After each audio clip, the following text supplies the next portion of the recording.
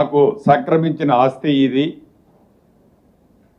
ఒక సర్వే నెంబర్లో యుఎల్సిలో కొన్ని క్లియర్ అయినాయి, కొన్ని క్లియర్ కానీ ఇలా ఏవైతే ఉన్నాయో వీటికి సంబంధించిన అంశాలన్నిటినీ ఏవైతే రాష్ట్ర ప్రభుత్వం దగ్గర అందుబాటులో ఉన్న ఆర్డర్స్, అవి జీవోలు కానివ్వండి, మెమోలు కానివ్వండి, వివిధ రూపంలో ఉన్న ఆర్డర్స్ అన్నిటినీ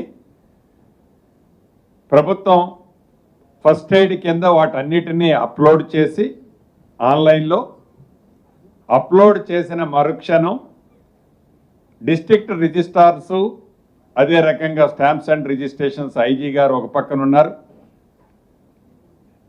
రెవెన్యూ సెక్రటరీ గారు లోకేష్ గారు ఒక పక్కన ఉన్నారు, 4 జిల్లాలు కలెక్టర్లు రంగారెడ్డి, హైదరాబాద్, మేడ్చల్, సంగారెడ్డి కలెక్టర్లు, వెనక కూర్చున్నవారు డిఆర్ఓలు, డిస్ట్రిక్ట్ రిజిస్టర్ ఆఫీసర్సు, అదే రకంగా రెవెన్యూతో సంబంధించిన ఆఫీసర్లు, స్టాంప్స్ అండ్ రిజిస్ట్రేషన్కి సంబంధించిన ఆఫీసర్లు కూడా వెనక కూర్చున్నారు. ఇంతకుముందే సుమారు ఒక 2.5 గంటలు ఫైనల్గా రివ్యూ చేసుకొని మీ ద్వారా ఈ క్యూర్ ప్రాంతంలో ఉన్న రైతులు, భూములు ఉన్న ఆసాములతో పాటు రాష్ట్రంలో మిగతా ఏవైతే రోజుకొక కొత్త కథ అల్లి ఆ అల్లిన కొత్త కథని గోడలో కొట్టొచ్చినట్లు కనిపించే చిత్రీకరించే దానికి సంబంధించింది కూడా వివరించాలని పేపర్స్తో మీ ముందుకు రావటం జరిగింది.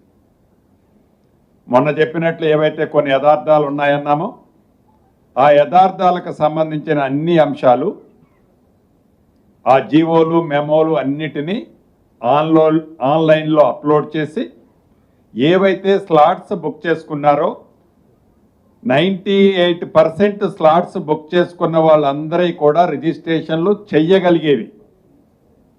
22A పరిధిలోకి రిలాక్సేషన్ గతంలో వచ్చి ఉన్న వాటిని రిలాక్సేషన్ చేసిన వాటిని క్లియర్ చేయటం జరిగింది. కొన్ని చోట్ల ఒక 3, 4, 5 ఈ స్లాట్లు బుక్ చేసుకున్న వాళ్ళు కూడా అవి దేవాదాయ భూముల కింద, అదే రకంగా భూదాను భూముల కింద ఉన్న కారణంగా ముఖ్యంగా మేడ్చల్, రంగారెడ్డిలో ఇవి 2 ఉన్నాయి.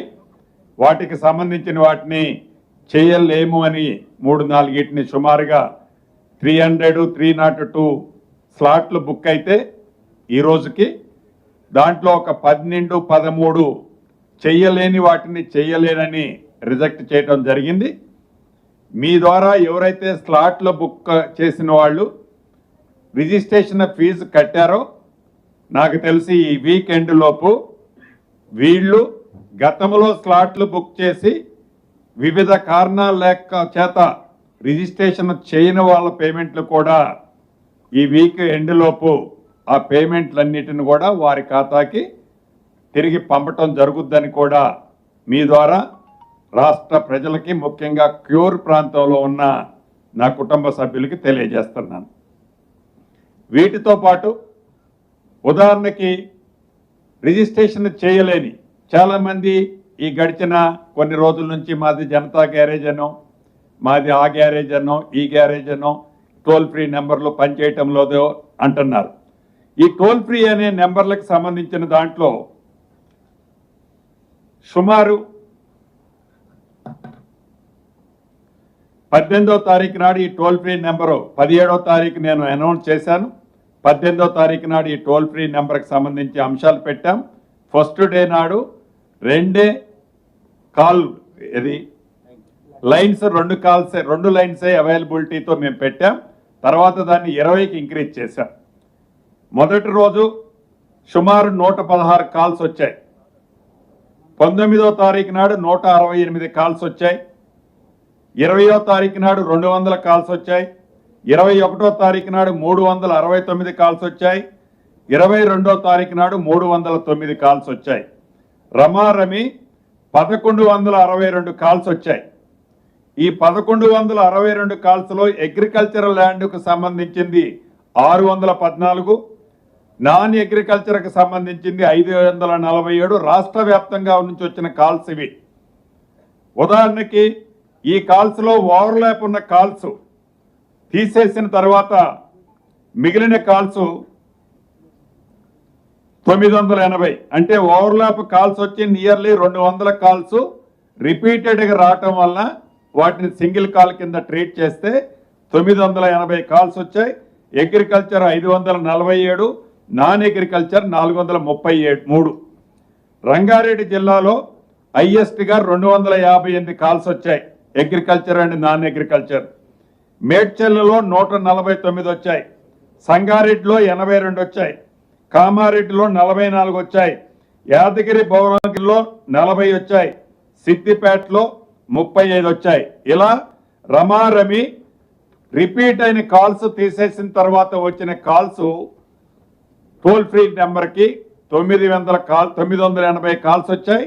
వీటికి సంబంధించిన ఏ జిల్లాకు సంబంధించిన కాల్స్ని ఆ జిల్లా కలెక్టర్లకి ఫార్వర్డ్ చేయటమే కాకుండా ఇప్పుడు నేను సమీక్షించినప్పుడు దీంట్లో ఎలిజిబిలిటీ అంటే 20 గవర్నమెంట్ ఆస్తులు కాకుండా ప్రైవేటు ఆస్తులు ఏవైతే ఉన్నాయో దానికి సంబంధించిన అంశాలు తక్కువ ఉన్నాయి.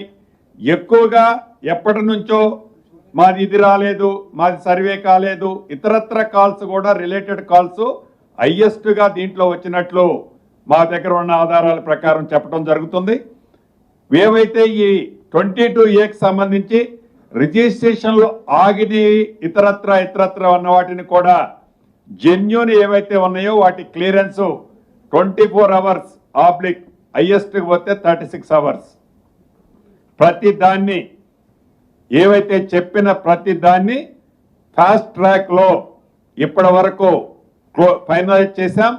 భవిష్యత్తులో కూడా ఇదే ఫాస్ట్ ట్రాక్లో ఏవైతే నేను నిన్నటికి ఈ రోజుకి అన్నీ కూడా రిజాల్వ్ అయ్యాయని చెప్తున్నానో ఎక్కడైనా 1 ఆగిపోయి ఉన్నా ఎవరూ కూడా ప్యానిక్కి లోన్ అవ్వాల్సిన అవసరం లేదు. రాష్ట్ర వ్యాప్తంగా ఈ కోర్ ప్రాంతంలోనే కాదు, ఎక్కడైనా ఆగి ఉన్నా కూడా సేమ్ జీవోలు సేమ్ ఆర్డర్స్ ఏవైతే ఉన్నాయో వాటికి సంబంధించిన సబ్ రిజిస్ట్రార్లు డిస్ట్రిక్ట్ రిజిస్ట్రార్ల వెబ్సైటు ఓపెన్ వెబ్సైట్లో కూడా వీటిని అప్లోడ్ చేశాము. కాబట్టి ఆ అప్లోడ్ చేసిన దాని బేస్తో మీ వాటిని ఇమీడియట్లీగా రిజిస్ట్రేషన్కి ఏ రకమైన ఇబ్బంది ఉండదు. ఇలా అధికారులకు ఆదేశించాం.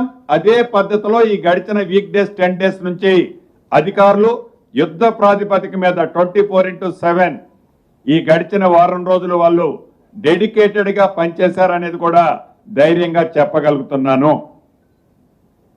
అంతేకాదు దీంతో ఏవైతే జీవోలు నేను అప్లోడ్ చేశానని చెప్తున్నానో ఉదాహరణకి దీంతో పాటు మీడియా మిత్రులు ప్రజలు కూడా గమనించాలి.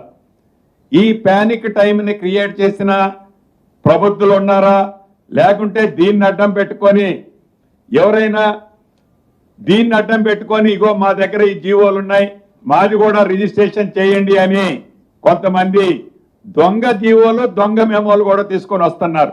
ఉదాహరణకి ఇది సబ్ రిజిస్ట్రార్ని అప్రోచ్ అయ్యారు.